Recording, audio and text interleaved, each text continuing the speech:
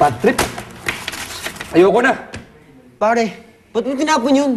Pinapagawa sa atin ni Sir Steve. Eh, sa wala akong masulot na maganda, tukol sa mami ko. Pwede lang umuwi. Talagang uuwi na ako. Bakit? Pinayagan ka ba ng airmat mo? Tignan ko lang kung makakapalag pa sila na gagawin ko. Oh my God! May bomba dito! May bomba dito! Ay, ano ba yan? Ano ba yan? Ano ba yan? Tita, may bomba po dito! Ano bomba? Hindi naman bomba yan, papel yan eh. At kung walang bomba, huwag ka maniniwala yung invento lang yan. Dahil kung may bomba dito, dapat may uso. Diba? Tama. Tama! Wala may uso. May uso!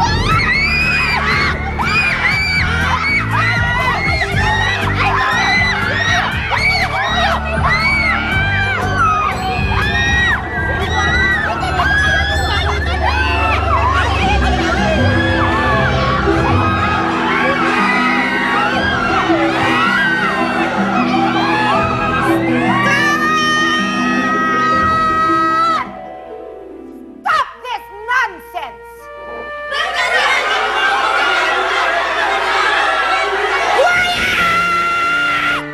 Quiet! Don't panic! Usok lang to. Bomba ba to? Ulil lang to na nilagyan ng baby oil! Maybe because someone wants you to believe that there is a bomb! Bakit? Para hindi matuloy ang retreat. Para magsiuwian na kayo lahat. At kayo namang mga teachers. Nagpapadala kayo sa mga estudyante ninyo. Wala ba kayo mga sariling pag-iisip? Is common sense uncommon here? Retreat house pasasabugin? That is so preposterous, ridiculous, insane!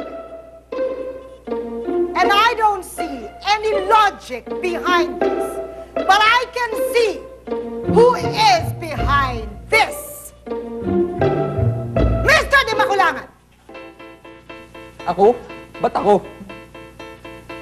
You haven't changed a bit. Ma, ba't lagi na lang ako pinagbibintangan nito, oh? Hello, Mrs. Di Makulangan. Aren't you the mother? Aren't you supposed to discipline your son? If you can't discipline him, what more ang buong St. Clair Academy? And aren't you the assistant principal? I am so disappointed with you, all of you.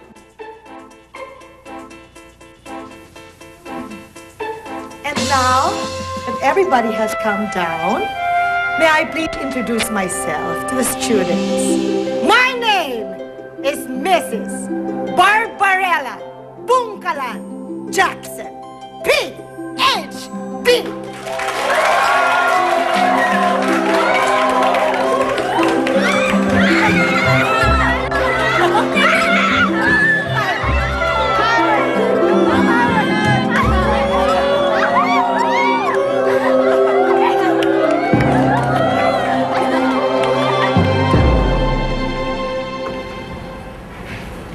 Love. Dinner naman tayo bukas. Sige, pipilitin ko pag maaga ako natapos. Huwag mo na pilitin. Gawin mo na. Love, pasensya ka na kung lately masyado akong busy. Dami kasing trabaho eh. Pero pag nakalog-log ako sa schedule, promise, magdi-dinner tayo. Promise yan, ha? Sige, ayusin ka lang yung pinsan mo.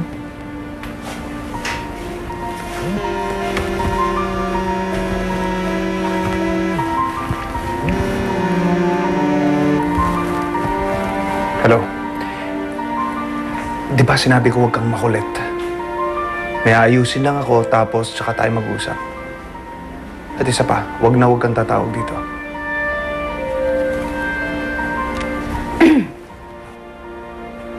Sino yan?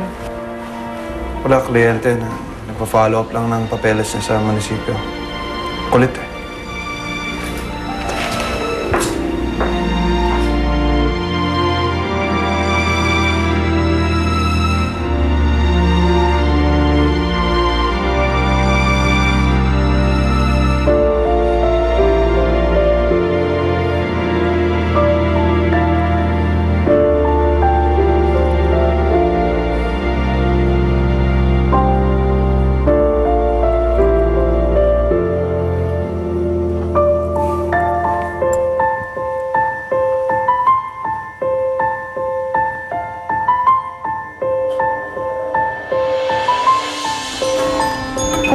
nandito ka lang pala. Bakit mo naman iniwan yung new friend mo? Ang dal-dal-dal-dal eh. May gitara lang ako. Ito naman, paano ka magkaka-friends niyan? Ganito na lang, babasahin kita ng Bible story, ha? Dali.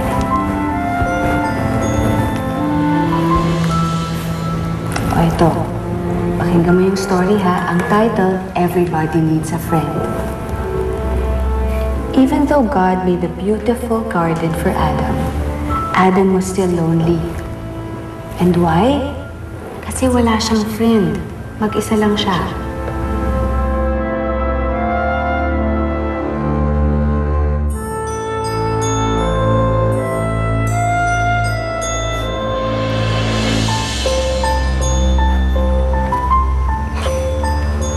Pwede ba tayo mag-usap? Cindy, next time na lang. Di ba may activities kayo with Miss Bars? Naguguluhan lang kasi ako eh. Pagod na pagod na yung isip ko sa kakaisip kung bakit mo ako iniiwasan. Kaya sabihin mo na sa akin, please. May nagawa ba akong mali? Wala kang pagkakamali. Ako lang talaga yung problema. Ano yun? Ayusin natin. Tutulungan kita. Hindi. Wala ka nang magagawa. Mag-open up ka sa akin, Lucas. Di ba yun naman yung rason kung bakit tayo magre-retreat? Para may labas natin yung kinikim-kim natin sa loob. Mapagkakatiwalaan mo naman ako, Lucas eh. Di ba gano'n naman lahat ng mga magkakaibigan? Naghihinga na sama ng loob? Hindi mo ko naiintindihan eh. Eh di explain mo para maintindihan ko! Di na makatulog